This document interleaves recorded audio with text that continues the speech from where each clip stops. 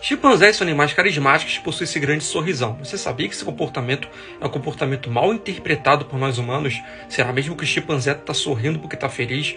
Na verdade, não, né? Isso se chama antropomorfismo, que são atribuições de características, emoções e até comportamentos humanos a animais. A gente ri porque está feliz e atribui isso aos animais, né? Na verdade, o chimpanzé, quando está sorrindo assim, ele está mostrando submissão a outro chimpanzé, tá? Normalmente de uma hierarquia maior, dominante, ou até mesmo porque ele está com medo, gente, assustado, ou até para resolver, né, amenizar algum conflito. Então, normalmente, quando o animal está sorrindo, não é porque ele está feliz. E se você mostrar seus dentes para ele, você também está querendo mostrar que está sendo agressivo contra ele. Gostou? Me segue nas minhas redes sociais.